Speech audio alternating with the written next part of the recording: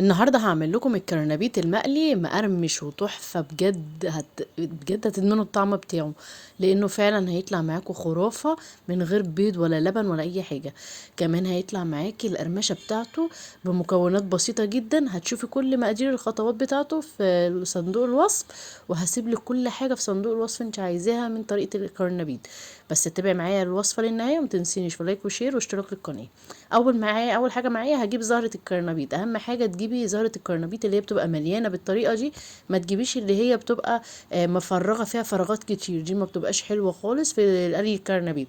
اهم حاجه تجيبي الزهرايه كده جميله كده وكلها مكبوسه كرنبيط عشان تعرفي تاكليه وتعرفي تفرغيه وتعملي بيه احلى كرنبيط.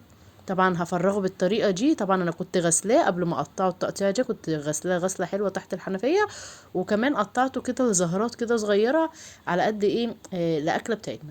فانا حاولت بقى كده ايه اوريكم الوصفه. جبت بقى ميه على النار اللي بتغلي، عليها معلقه كمون وملح، وهبدا انزل بيها بالكرنبيط. الكرنبيط اول ما الميه بتغلي انت بتنزلي بيه، ما تحطوش في ميه بارده.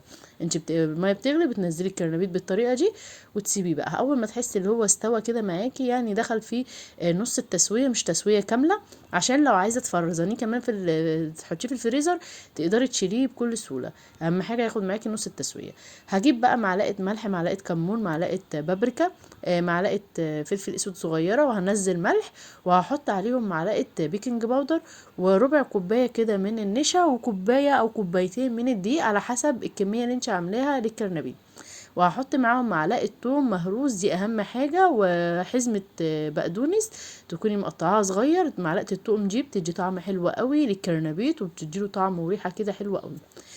طبعا الكرنبيط بعد ما برد معايا، بعد ما سلقته بالطريقه ديت، هبدا انزله كده في الخلطه كله عشان يشرب معايا من الخلطه.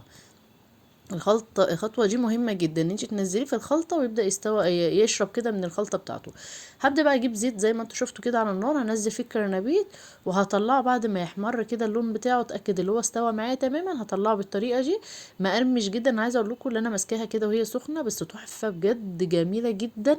الطعم بقى مش قادره اوصفه لكم، طعمها تحفه. جربيه بالطريقه دي وان شاء الله